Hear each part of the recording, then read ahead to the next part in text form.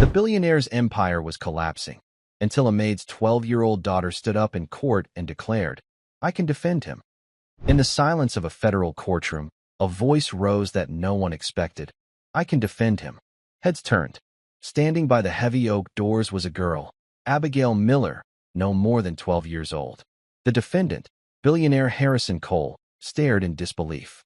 His high-priced lawyer had abandoned him, and now his fate rested on the maid's daughter. The prosecutor scoffed.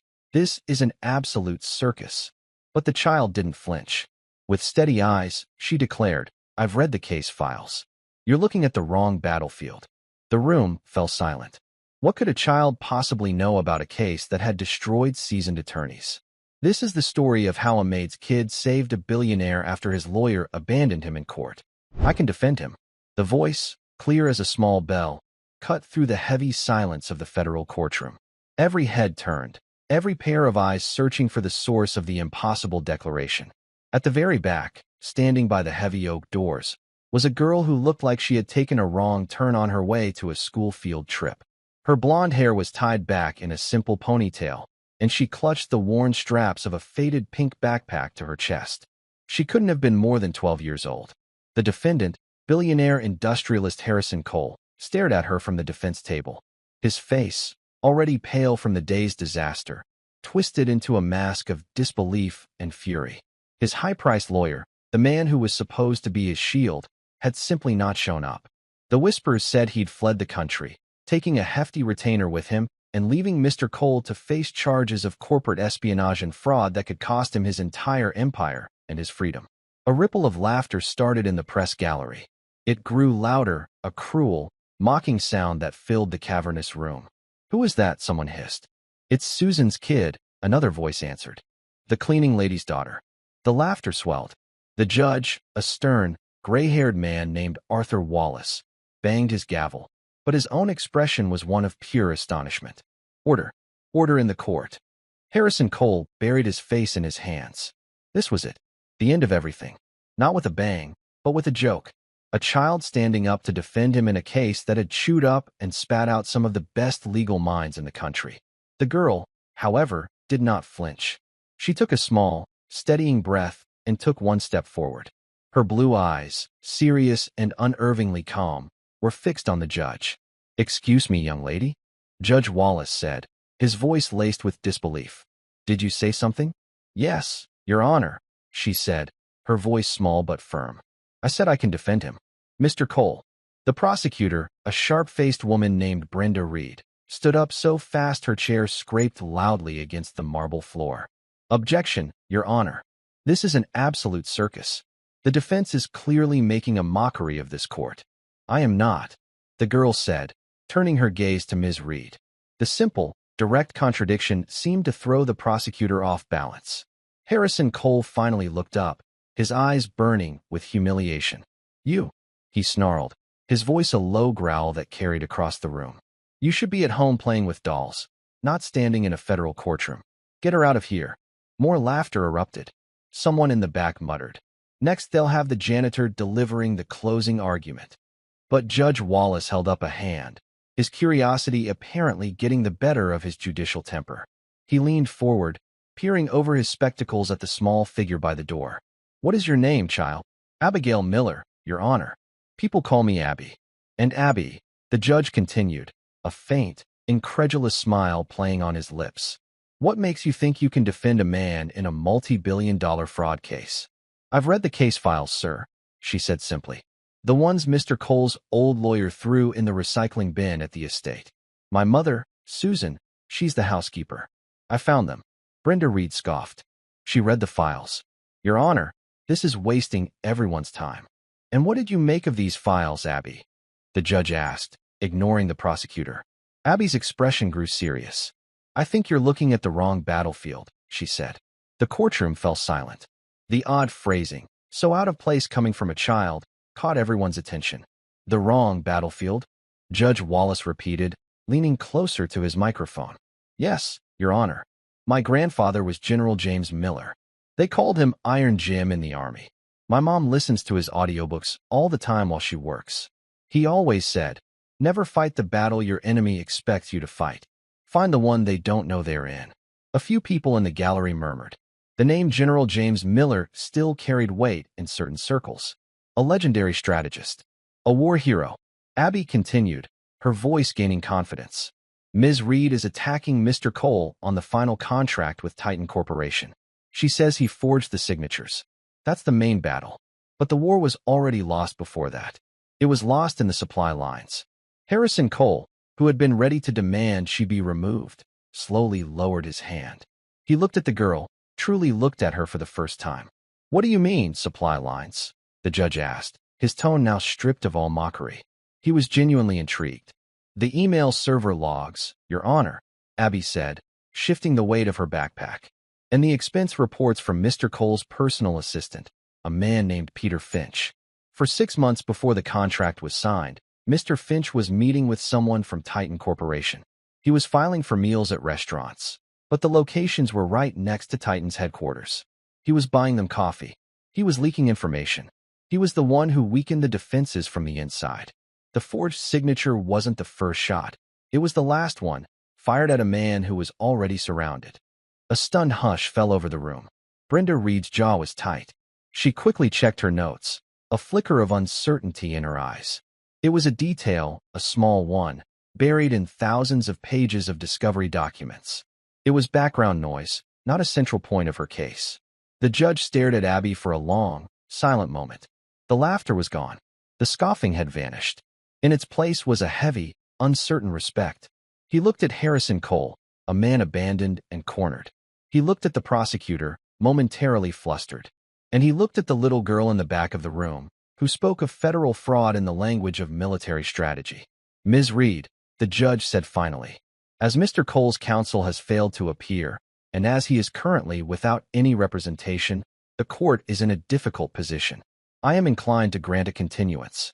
He paused, tapping his pen on his desk. However, under my strict supervision, and for the purpose of this preliminary hearing only, I will permit Miss Miller to speak on Mr. Cole's behalf. Your Honor, Brenda Reed exclaimed, aghast. My ruling is final, Judge Wallace said, his voice firm. Mr. Cole, do you agree to let this child, to let Miss Abigail Miller, act as your temporary counsel? Harrison looked from the judge to the small girl. He felt like a man drowning, and someone had just thrown him a child's pool floaty. It was absurd.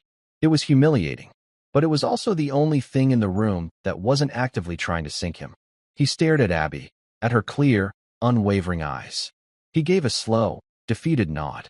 Fine, he croaked, his voice raw. Let the girl talk. Abby walked forward, her small sneakers making no sound on the polished floor. She moved past the empty defense chair and stood beside Harrison Cole, placing her worn pink backpack on the gleaming table. She looked, impossibly, like she belonged there. That evening, Abby sat at the small, wobbly kitchen table in their cramped apartment. The air was thick with the smell of disinfectant from her mother's cleaning supplies. Susan Miller paced back and forth, her hands twisting the fabric of her apron. I don't understand, Abby. I don't understand how you did that. Talking about battlefields and supply lines. That's just stories Grandpa used to tell. They're not just stories, Mom, Abby said, looking up from a piece of paper she was sketching on. Grandpa said strategy is a way of seeing. It's about patterns. The case is a big pattern. Everyone is looking at the messy part in the middle. I'm just looking at the edges. Susan stopped pacing and sank into a chair opposite her daughter. Her face was pale with worry. The medical bills were piled on the counter, a mountain of paper that seemed to grow every week. Her husband, Abby's father, had passed away 2 years ago after a long illness that had drained their savings and left them with a debt that felt like a prison sentence. Working at the Cole estate was the only thing keeping them afloat. Harrison Cole looked at you like you were some kind of ghost, Susan murmured. First angry, then, I don't know, confused. He's used to people being afraid of him, Abby said. I'm not afraid. He's just a person who is in a lot of trouble. But, honey, they're dangerous people. The ones suing him, Titan Corporation. Mr. Cole always said their CEO, Marcus Thorne, was a snake. Grandpa said you never fear a snake, Abby replied, not looking up from her drawing. You just learn where it's going to strike and make sure you're not standing there. Her drawing wasn't a doodle. It was a map. She had drawn the main players as different colored circles. Cole was blue. Thorn was red. She drew lines between them, labeling them with things like contract, media, and witnesses. But then she drew a smaller, gray circle off to the side. Peter Finch, the assistant. From that gray circle, she had drawn a dotted line, not to Cole, but directly to Thorn. "This is where we have to look," Abby said, tapping the gray circle. Peter Finch didn't just disappear. People like him don't disappear. They go somewhere. The next morning, Abby insisted they go to the Cole estate. Not to clean, but to investigate. Harrison Cole met them in his grand library. He hadn't slept. His expensive suit was wrinkled, and he looked smaller, less imposing, amidst the towering shelves of leather-bound books. "I still don't know what to think about yesterday," he said, his voice raspy. He didn't offer them a seat. "We need to get into Peter Finch's old office," Abby said, ignoring his comment. Cole raised an eyebrow. "It's been cleared out. He resigned a month before. All of this. People always leave something behind," Abby stated, with the certainty of a seasoned detective. Reluctantly, Cole led them to a small, sterile office at the back of the house. It was just as he'd said, empty. The desk was clear, the drawers vacant. Susan began to apologize, but Abby walked slowly around the room, her eyes scanning everything. She ran her hand along the empty bookshelf. She knelt and looked under the desk. Then she saw it, a small, metal trash can in the corner. It was empty, except for a single, crumpled piece of paper at the bottom. She smoothed it out. It was a page from a legal pad, covered in doodles. In the middle of a series of mindless swirls and boxes, there was a sketch. It was a crude drawing of a bridge, and beneath it, a sequence of 4 numbers, 4815. "What is that?" Cole asked, peering over her shoulder. "I don't know yet," Abby said, her eyes narrowed in concentration. "But he drew it for a reason. Grandpa always said to pay attention to the things people throw away. That's where they hide the truth." That night, a call came. It was a block number. Susan answered, putting the phone on speaker as Abby had instructed. A man's voice, low and distorted, came through the line. "You're the maid," the voice rasped. "Your daughter was very loud in court. Some people don't like loud children. Tell her to go back to playing with her toys. It would be a shame if she got hurt playing in a grown-up's game." The line went dead. Susan's hand flew to her mouth, her eyes wide with terror. The medical bills on the counter suddenly seemed insignificant. This was a different kind of danger. Abby, however, simply took the crumpled drawing and pinned it to the corkboard in their kitchen. Her face was set with a grim determination that did not belong on a 12-year-old. "They're scared," she whispered, more to herself than to her terrified mother. "Good. Now we know where to push." She stared at the drawing of the bridge. It looked familiar. She had seen it somewhere before, on a school trip or in a book. It was a local landmark. And the numbers, they weren't random. Her grandfather had taught her about military codes, about how soldiers used simple keys to remember complex information. She pulled out her laptop and started searching. She looked up images of local bridges. After 10 minutes, she found it. The Westchester Arch Bridge, an old stone structure over a quiet creek about 30 miles north. Then she searched for storage facilities near the bridge. One name popped up, Archway Private Storage. "Mom," Abby said, her voice calm and steady. "I think I know where Peter Finch left his ammunition." The next day in court, Brenda Reed came out swinging. She presented phone records, emails, and expert testimony that all seemed to point directly at Harrison Cole. She painted a picture of a desperate man, a titan of industry whose empire was crumbling, who forged a rival's signature to save himself. The mood in the room was grim. Harrison sat like a stone, his face impassive, but Abby could see the tension in his hands, clasped tightly on the table. When it was her turn, Abby didn't try to refute the evidence directly. She simply stood and addressed the judge. "Your Honor, Ms. Reed has built a very strong fortress. From the outside, it looks like it cannot be broken. But Grandpa said that every fortress has a secret door. It's usually the one that everyone ignores." She then began to ask the witness, a handwriting expert, a series of strange questions. Not about the signature, but about the ink. Is it possible that the signature was applied with a modern digital pen that can replicate pressure and style? The expert conceded it was possible. And is it possible to fake the timestamp on a digital document? Again, he had to agree. She wasn't winning, not really. She was just poking small holes in the walls. Brenda Reed was smirking. Your Honor, Abby said, turning back to the judge. The prosecution's case is based on a single document. A document that we believe was created to be a distraction, a loud noise to keep everyone from looking in the right place. And where's the right place, Miss Miller? Judge Wallace asked, his expression unreadable. Abby took a deep breath. It's in a storage locker. Unit 4815. At a facility 30 miles from here. I believe that's where the real war was planned. Brenda Reed burst out laughing. A storage locker? This is her defense? Your Honor, I move to have this entire line of argument stricken. It is pure fantasy. The judge looked at Abby, his eyes thoughtful. Do you have any proof to support this theory? Not yet, sir, Abby admitted. But we will. The judge looked from Abby to the prosecutor and then to the silent, grim-faced billionaire. The court will recess for 24 hours, he declared, banging his gavel. And I am issuing a court order to unseal the contents of storage unit 4815 at the Archway Private Storage Facility. We will see if Miss Miller's fantasy has any basis in reality. As they left the courtroom, Harrison Cole walked beside Abby. He didn't speak for a long time. Finally, as they reached the marble steps outside, he stopped and looked down at her. Your grandfather, he said, his voice quiet. He must have been a remarkable man. He was, Abby said. He believed that the truth was the most powerful weapon in the world, and that it doesn't matter how small you are. If you're holding the truth, you're the strongest one in the room. The drive to the storage facility was a silent, tense affair. A court-appointed bailiff drove the black sedan, with Abby in the passenger seat and Harrison Cole in the back. Cole hadn't said a word since they left the courthouse. He just stared out the window, his reflection a ghostly image against the passing blur of trees and buildings. He was a man adrift, his fate now tethered to the improbable intuition of a 12-year-old girl. Abby, for her part, was calm. She held the crumpled drawing in her lap, studying the crude sketch of the bridge as if it were a treasure map. To her it was.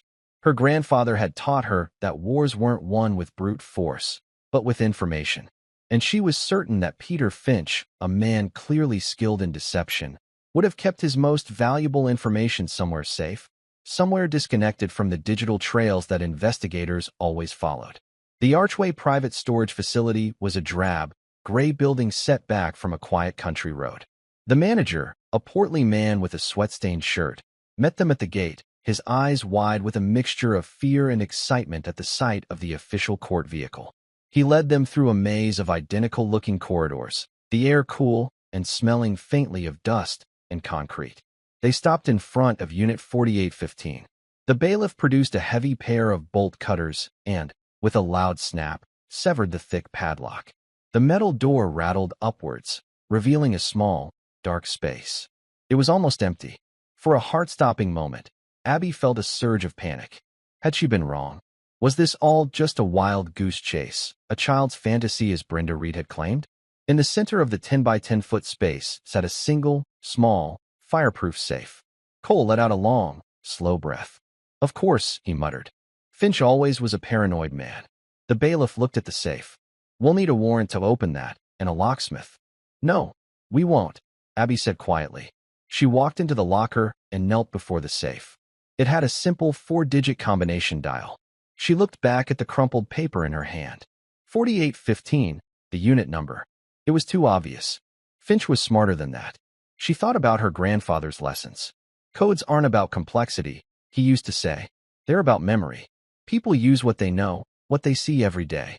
Mr. Cole, Abby said, not taking her eyes off the dial. When was Peter Finch's birthday? Cole blinked, taken aback.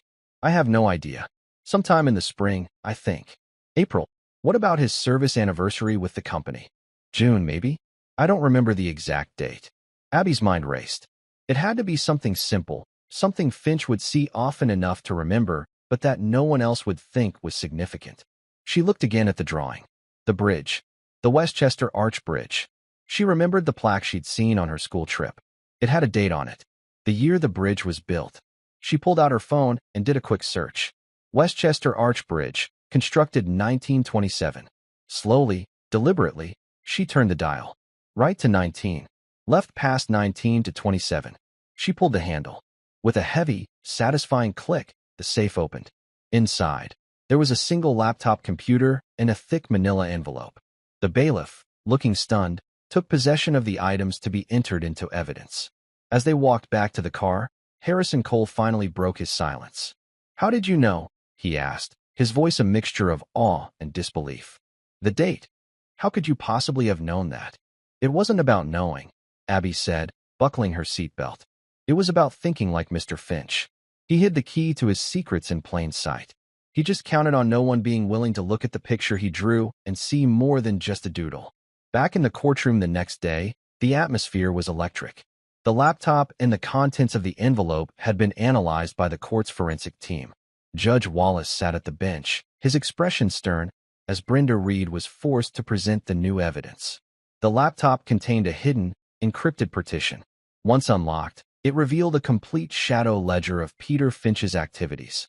For over a year, he had been systematically selling Harrison Cole's trade secrets to Titan Corporation. There were emails, audio recordings of meetings with Marcus Thorne's subordinates, and copies of bank transfers to an offshore account. He had been the mole, the saboteur who had crippled Cole Industries from within. The manila envelope contained the masterstroke. It held the original and signed contract with Titan Corporation. But it also held something else, a set of high-resolution digital scans of Marcus Thorne's signature, taken from dozens of other documents. Peter Finch, in a final act of betrayal, had not only framed his boss, but had also kept the very tool used to do it. He had used a sophisticated program to piece together a flawless forgery, a digital cut-and-paste job so perfect that it had fooled every expert who had examined it. The case against Harrison Cole evaporated like smoke. Brenda Reed, her face ashen, had no choice but to drop all charges. The courtroom erupted. Reporters scrambled for the doors. Harrison Cole sat at the defense table, not with triumph, but with a profound, bone-deep weariness. He had won, but he had come terrifyingly close to losing everything. He looked at Abby, who was quietly packing her worn backpack, and felt a surge of something he hadn't felt in a very long time: genuine gratitude. As they were leaving, a man in a sharp suit intercepted them in the corridor. "Mr. Cole, a word?" Cole recognized him instantly. It was Marcus Thorne's lawyer. "What do you want?" Cole asked, his voice cold. "Mr. Thorne extends his apologies for this unfortunate misunderstanding," the lawyer said smoothly. "He was as much a victim of Mr. Finch's deception as you were. He has already begun proceedings to sue Finch for damages. It was a blatant, transparent lie. Thorne was cutting his losses, sacrificing his pawn to save himself." Cole was about to unleash a torrent of angry words, but Abby stepped forward. "Tell Mr. Thorne," she said, her voice clear and steady, "that my grandfather always said that when you find one rat in the barn, you don't stop looking until you've found the nest." The lawyer's smug expression faltered. He stared at the little girl, a flicker of genuine alarm in his eyes, before turning and walking away without another word. Harrison Cole looked down at Abby, a slow smile spreading across his face. It was the first time she had seen him truly smile. "I think your grandfather and I would have gotten along very well," he said. That evening, Harrison Cole insisted on driving Abby and her mother home. He pulled his gleaming black Bentley up to their modest apartment building, the car looking like a spaceship that had landed on a foreign planet. "Susan," he said, turning to Abby's mother in the passenger seat, "I owe you and your daughter more than I can ever repay. I know about your medical debts. I want you to consider them paid. In full." Susan burst into tears, a flood of relief and disbelief washing over her. "Mr. Cole, I don't know what to say." "You don't have to say anything," he said gently. "And Abby," he continued, turning to the back seat, "I have a proposition for you. I have a foundation, a charitable trust that I've neglected for years. It's meant to fund educational programs, scholarships for gifted children. I want you to run it." Abby's eyes widened. "Run it? But I'm only 12. "You have a mind that sees things others miss," Cole said, his voice completely serious. "A perspective that is more valuable than a dozen Ivy League degrees. I'll handle the legal and financial side, of course. But I want you to choose where the money goes. I want you to find the other kids out there like you, the ones who see the world differently, and give them the resources they need. Think of it as your new battlefield." Abby looked at her mother, who was staring at her with tears of pride in her eyes. She thought about her grandfather, about his belief in strategy and truth. This was a different kind of war, a war fought not with soldiers and guns, but with opportunity and knowledge. Okay, Abby said, a small smile touching her lips. I'll do it. A month later, Abby stood in a gleaming new office on the top floor of the coal industries building. The view of the city was breathtaking. On her desk was a plaque that read, Abigail Miller, Executive Director, the Coal Foundation. Her mother worked there too, as the head of community outreach, her days of cleaning houses behind her forever. The foundation's first project was a massive investment in public school libraries, equipping them with state-of-the-art technology and resources. Abby personally vetted every proposal, her strategic mind finding the patterns, identifying the schools where the investment would have the greatest impact. One afternoon, Harrison Cole walked into her office, holding a newspaper. Have you seen this? He asked, pointing to a small article on the business page. Titan Corp stock plummets amidst internal investigation. Marcus Thorne's carefully constructed empire was beginning to crumble from the inside out, just as Cole's had almost done. The seeds of distrust that Abby had planted had taken root. Good, Abby said, not looking up from the school funding proposal she was reading. A structure built on lies will always collapse. Cole watched her for a moment. This extraordinary child who had saved him. He had been a king in a castle of glass, and she had not only stopped the stones being thrown at him, but had shown him how to rebuild with something stronger. You know, he said thoughtfully, Peter Finch was eventually found. He was hiding out in a small country with no extradition treaty. But the money he stole? It was gone. The offshore bank account had been completely emptied. Abby finally looked up, a faint, knowing smile on her face. Grandpa always said the most important part of any victory is securing the enemy's resources. Cole's eyes widened in stunned realization. He remembered the laptop, the brief moments it was in Abby's possession before the bailiff had taken it. He had assumed she was just looking for evidence. But she had been doing more. She had seen the bank account information and, with a few keystrokes, had not only defeated her enemy but had defunded him, rerouting the stolen millions into an anonymous international relief fund. She hadn't just won the battle. She had won the war, and she had done it so quietly, so completely, that no one had even known she was fighting. He looked at the small, blonde-haired girl who was already absorbed back in her work, shaping the future, and understood. He hadn't just been saved by the maid's daughter. He had been saved by a general, a worthy successor to Iron Jim Miller. And her campaign had only just begun. 6 months passed. The Cole Foundation, under Abby's unorthodox leadership, became a quiet force of nature in the city. It didn't just write checks, it conducted campaigns. Abby treated every grant application, every scholarship request, like a miniature battlefield. She deployed resources with the precision of a general, focusing on areas of highest potential impact, or what she called strategic leverage points. Her office became the Foundation's war room. One wall was covered in a massive map of the city, marked with colored pins. Red pins for underfunded schools, blue for community centers and high-crime neighborhoods, yellow for families struggling with medical debt. She saw them not as problems to be pitted, but as territories to be won back. Harrison Cole found himself revitalized. After years of navigating the cutthroat world of corporate takeovers, he found Abby's brand of philanthropy to be exhilarating. He was her quartermaster, securing the resources, navigating the bureaucracy, and running interference with the board of directors, who were initially skeptical of taking orders from a 12-year-old. They're concerned about the optics of the new First Principles grant, Harrison said, walking into her office one morning. He held a tablet displaying a sternly worded email from a board member. They think giving unrestricted funds directly to families is fiscally irresponsible. Abby was studying a set of blueprints for a playground. Tell them Grandpa said that you can't win a war by committee, she said without looking up. And tell them that people aren't fiscal liabilities. They're the frontline troops. If you don't give your soldiers the supplies they need, the whole army collapses. The First Principles grant was Abby's latest initiative. It identified families on the brink of financial collapse due to a single catastrophic event, a medical emergency, a sudden job loss. Instead of offering loans or complicated aid packages, the foundation gave them a one-time, no-strings-attached grant sufficient to clear their immediate debts. The board saw it as a handout. Abby saw it as reinforcing a critical defensive line. They want a report. Harrison pressed gently. Data. Proof of concept.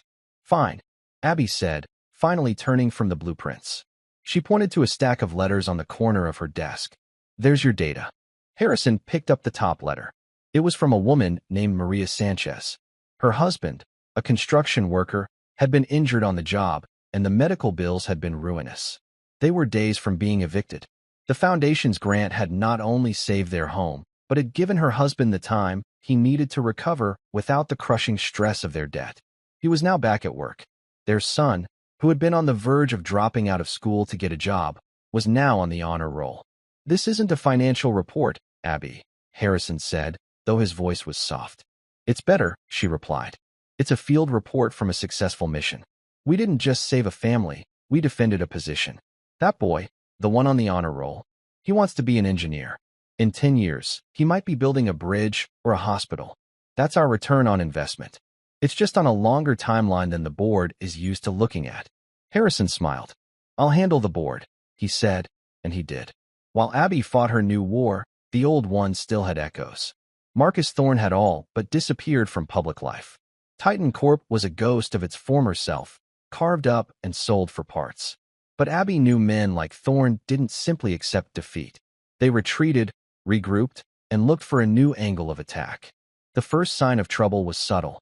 A series of negative articles began appearing in the gossip columns and online blogs. They painted Harrison Cole as a reclusive eccentric, a puppet master being controlled by a child prodigy with a messiah complex. They twisted the foundation's work, portraying the First Principles grant as a reckless scheme to throw money away. Susan, whose role in community outreach made her the foundation's eyes and ears on the ground, felt the impact first. The Sanchez family, their landlord is trying to find a way to evict them again, she told Abby and Harrison one evening, her face etched with worry. He read one of those articles. He thinks they're sitting on a pile of cash. Other families are being harassed, asked for money by neighbors. The stories are turning our help into a target on their backs. Abby stood in front of her map, her expression grim. This is an information campaign, she said. It's meant to turn the public against us, to isolate our allies. It's Thorne's move. He can't attack us directly, so he's poisoning the battlefield. How do we fight back? Harrison asked, his jaw tight with anger.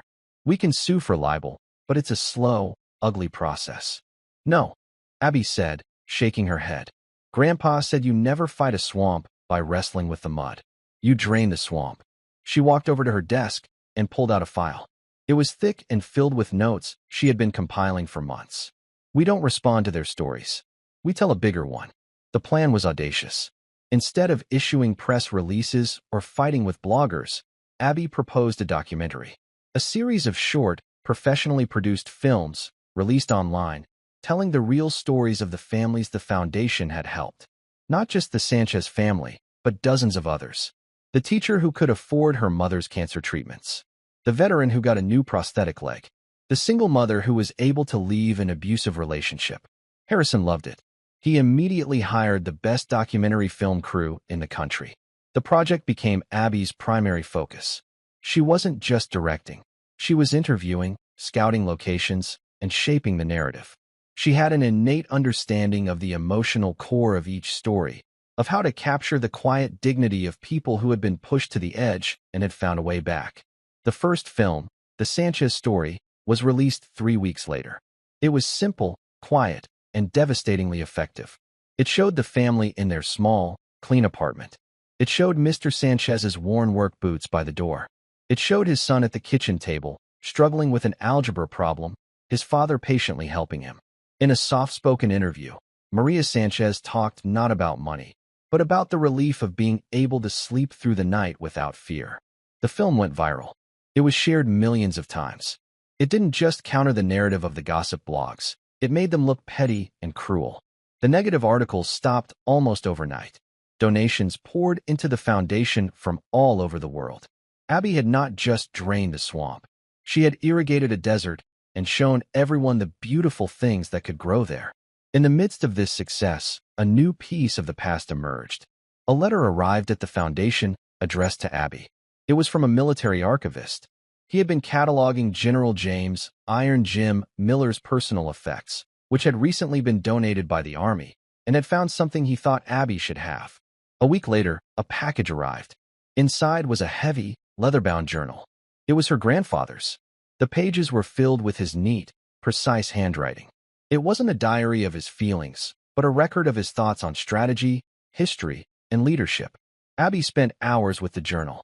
It felt like having a conversation with him. She read his analysis of famous battles, his critiques of other generals, his thoughts on the nature of conflict and resolution. On one of the last pages, she found an entry that made her stop.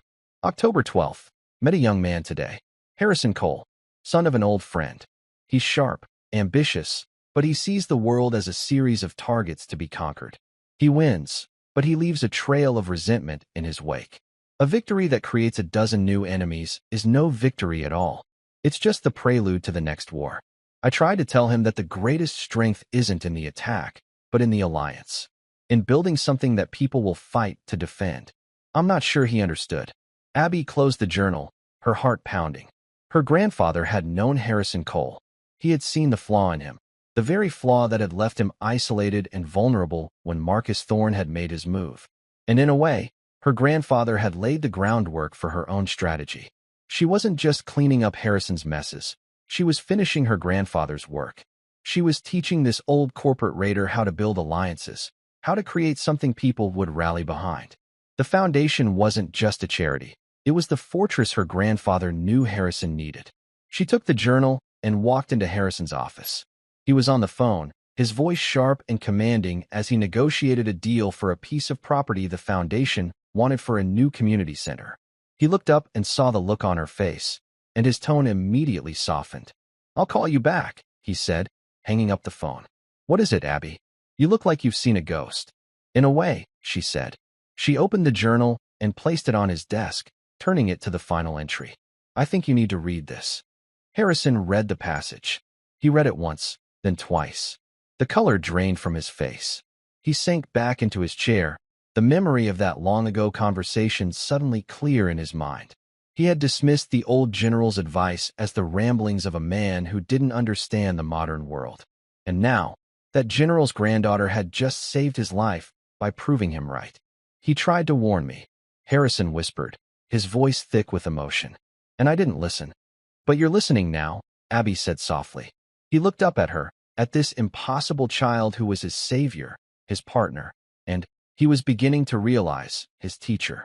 The past and the present had collided in his office, and the future suddenly looked very different. The war against Marcus Thorne was over. The work of the foundation was just beginning, and the lessons of General Iron Jim Miller were more alive than ever. The revelation from the journal forged a new, deeper bond between Harrison and Abby. He was no longer just her benefactor. He was her student. He began to spend less time in the corporate boardroom and more in the foundation's war room, learning to see the city not as a marketplace of assets and liabilities, but as a complex human ecosystem. He learned to read Abby's maps, to understand her strategies, and to appreciate the profound, quiet power of a targeted act of kindness. Their success, however, did not go unnoticed. And in the world Harrison Cole had inhabited for decades, success always invited challenges. The new threat did not come from the shadows, like Marcus Thorne. It came from the spotlight. Councilman Robert Morrison was a rising star in city politics. He was handsome, charismatic, and had built his career on a platform of fiscal responsibility and common-sense governance. He saw himself as a watchdog for the taxpayer's dollar, and he began to turn his scrutinizing gaze upon the Cole Foundation. It started with a press conference on the steps of City Hall. "Private philanthropy plays a role in our city," Morrison announced, his voice ringing with practiced sincerity. "But it must be a role of partnership, of transparency. What we are seeing from the Cole Foundation, however, is something different. It is a rogue state, an unaccountable shadow government, pouring millions of dollars into our communities with no oversight, no public input, and no measurable metrics for success." He never mentioned Thorne. He didn't have to. The language he used, words like unaccountable, disruptive, dangerous, was the same language from the smear campaign, now polished and legitimized by a public official. "He's good," Harrison grumbled, watching the press conference on the large screen in Abby's office. He's making our greatest strength. Our ability to move quickly and directly sound like a weakness. Abby was quiet, her fingers steepled under her chin.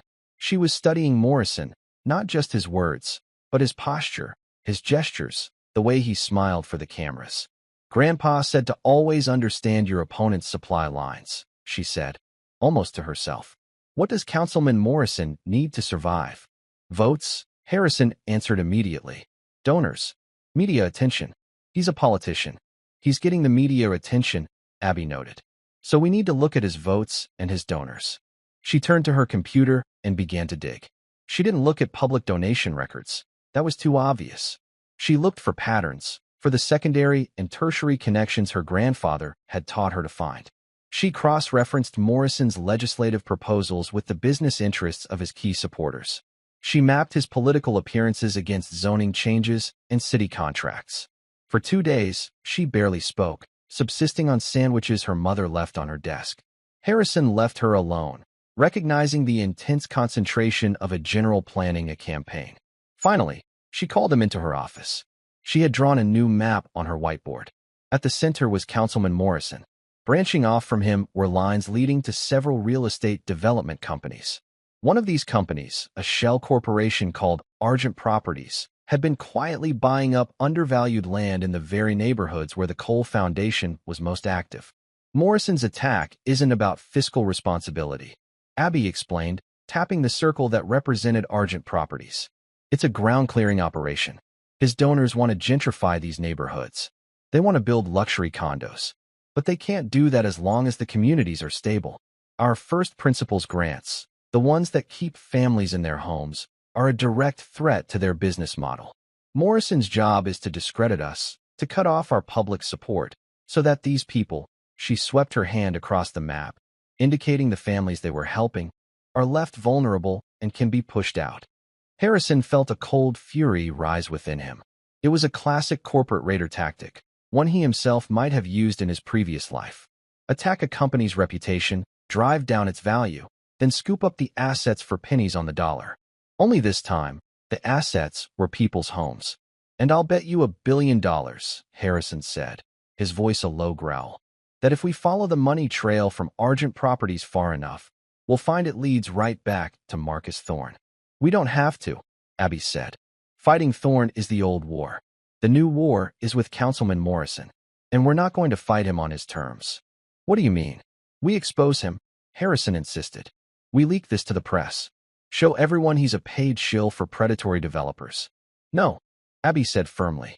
Grandpa wrote in his journal that a direct assault on a fortified position is costly and often fails. You don't blow up the enemy's fort. You make it irrelevant. Her plan, as always, was both simple and brilliant.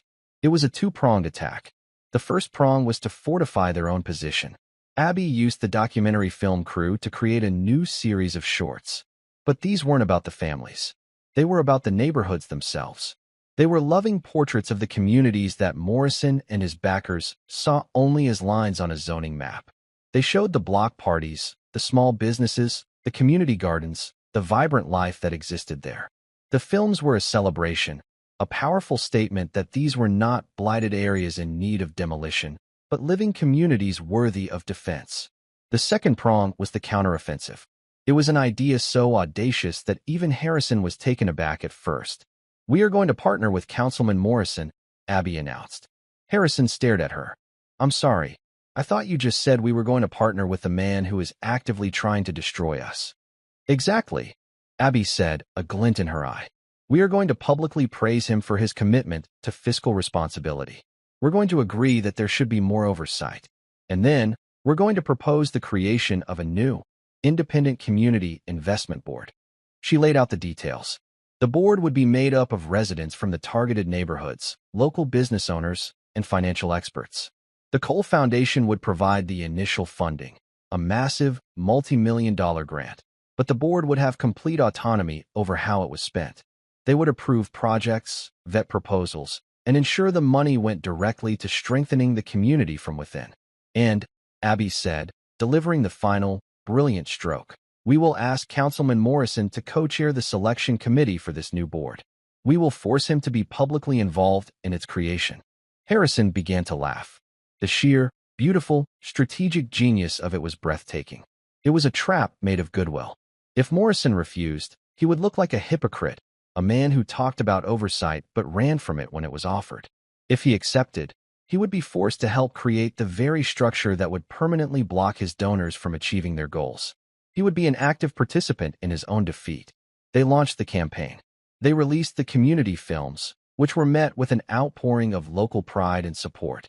Then they held their own press conference, formally announcing the proposal for the Community Investment Board and publicly extending the invitation to Councilman Morrison. Morrison was caught completely off guard. He was trapped. On live television, with reporters shouting questions, he had no choice. "Of course," he said, his smile looking pasted on. "I would be honored to participate." The battle was over. Morrison's attack had been neutralized, his power co-opted. The community board was formed, a permanent shield against the developers. And Argent Properties quietly began selling off its land holdings at a loss. In the aftermath, Harrison sat in Abby's office, watching her update her city map. She was replacing the red pins in one neighborhood with green ones, marking it as a fortified position. "I never would have thought of that," he admitted. "My first and only instinct would have been to find Thorne's money and burn Morrison to the ground with it." "That's because you still think in terms of destroying your enemy," Abby said, placing the last green pin. "Grandpa taught me that the ultimate victory isn't destroying your enemy. It's convincing your enemy to help you build your world." She turned from the map and looked at him, her expression serious. "We have to be better than them, Harrison. We can't just win. We have to be worthy of the victory." It was in that moment that Harrison Cole finally, fully understood the lesson that General Miller had tried to teach him all those years ago.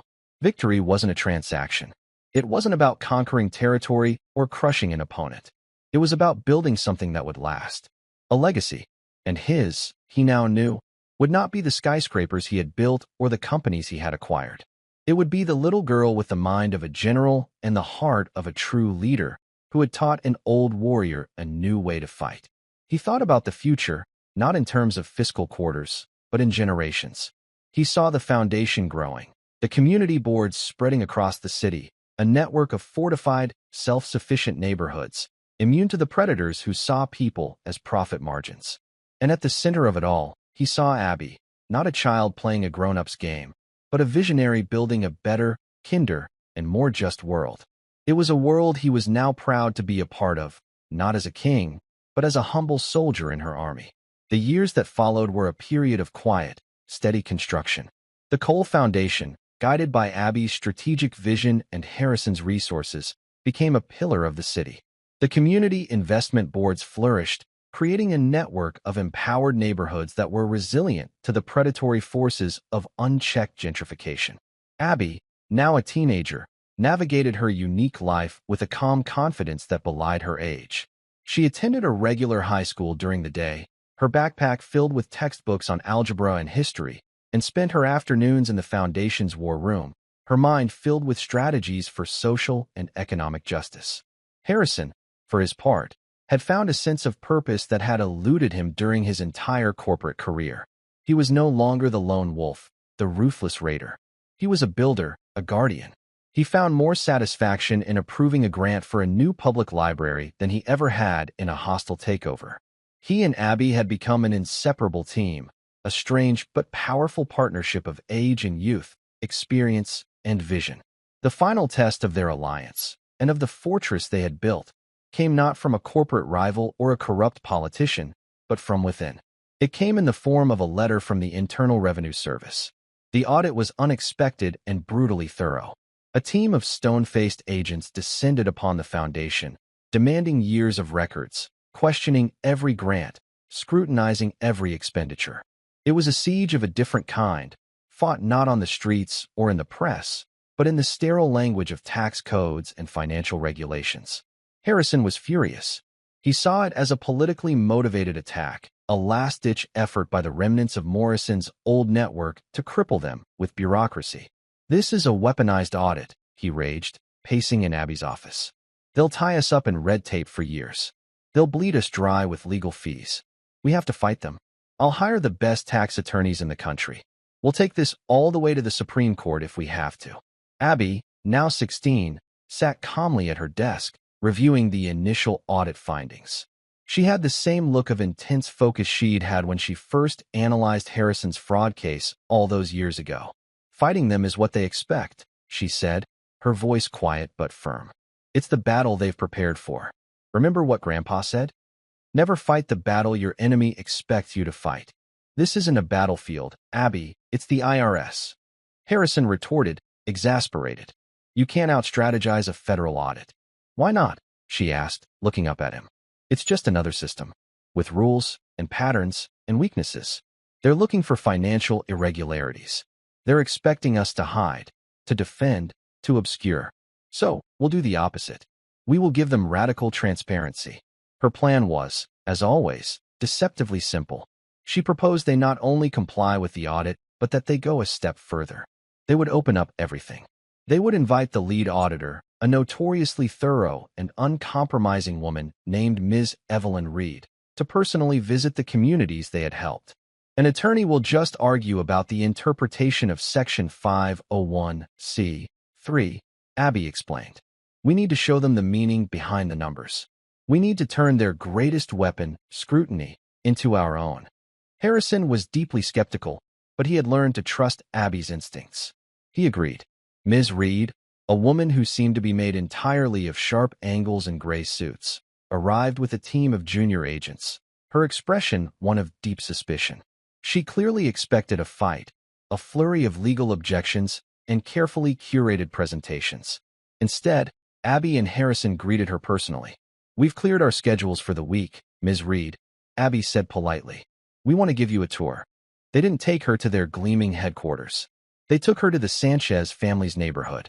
They walked her through the community garden that had been funded by a foundation grant. They introduced her to Maria Sanchez, who spoke with quiet pride about her son's acceptance into a pre-engineering program at a top university.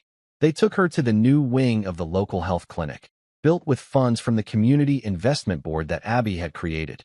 The head doctor showed Ms. Reed the patient records, demonstrating a measurable decline in emergency room visits for preventable illnesses since the clinic had expanded its services. They walked her down streets that were clean and safe, past small businesses that were thriving, into the library that was packed with children. At every stop, they provided the corresponding financial data. This is the grant. This is where the money went. And this is the result. They weren't just showing her charity. They were showing her a functioning, thriving economic and social ecosystem that they had helped to build and fortify. Ms. Reed was silent for most of the tour, her face unreadable. She asked sharp, pointed questions, but her tone began to shift. The suspicion was slowly being replaced by a grudging curiosity. The turning point came on the third day. They visited a small community center that ran an after-school program. The center was in danger of closing before the foundation had stepped in. Inside, a group of teenagers were working on a robotics project. One of them, a bright-eyed girl named Sophia, eagerly explained their work to Ms. Reed, her hands moving excitedly as she pointed out the complex wiring of their robot. We're going to the state championships next month, Sophia said, beaming.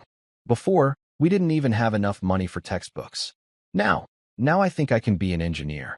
Later, as they were leaving, Ms. Reed paused on the sidewalk. She looked at the children playing in the newly renovated park across the street. My job is to ensure that nonprofits are not abusing their tax-exempt status, she said, her voice softer than they had ever heard it.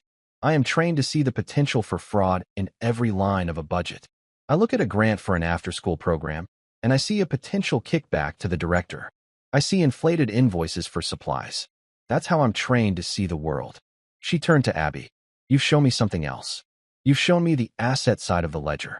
You've shown me the return on investment that doesn't appear on any tax form. The audit concluded 2 weeks later. The foundation was cleared of any wrongdoing. In her final report, Ms. Reed included an unusual commendation, praising the Cole Foundation for its unprecedented level of transparency and its demonstrably effective model of community reinvestment. The war was over. They had faced every kind of enemy, the corporate saboteur, the political operative, the bureaucratic machine, and they had won. They had won not by destroying their opponents, but by building something so strong, so true, and so transparent that it was simply unassailable. On a warm spring evening a few weeks later, Harrison and Abby stood on the rooftop terrace of the coal industries building, looking out at the glittering expanse of the city. Down below, the lights of the neighborhoods they had fought for shone brightly. "He would have been so proud of you," Harrison said, his voice thick with emotion. He was holding the worn leather journal that had belonged to General Miller. "He would have been proud of you, too," Abby replied, giving him a small smile. "You finally learned how to build alliances." Harrison nodded, a lump in his throat. He looked at Abby, who was now a young woman on the cusp of adulthood. She would be going off to college soon, though she insisted on running the foundation remotely. He knew, with absolute certainty, that this was just the beginning for her. She would take the lessons of her grandfather, forged in the crucible of war, and the resources he had given her, and she would apply them to bigger and bigger battlefields. She would change the world, not with weapons and armies, but with strategy, compassion, and an unwavering belief in the power of the truth. "I can defend him," she had said, all those years ago in that courtroom, a small, blonde-haired child against the world. And she had. She had defended him. She had defended families and neighborhoods. She had defended a community. And in doing so, she had shown a cynical old billionaire and the entire city that the most powerful defense of all is not a shield or a sword, but a helping hand extended to another, building a future worth fighting for. The legacy of Iron Jim Miller was secure, passed on to a new kind of general for a new kind of war. And her campaign had only just begun. And that's where we'll end the story for now. Whenever I share one of these, I hope it gives you a chance to step out of the everyday and just drift for a bit. I'd love to know what you were doing while listening. Maybe relaxing after work, on a late-night drive, or just winding down. Drop a line in the comments. I really do read them all. And if you want to make sure we cross paths again, hitting like and subscribing makes a huge difference.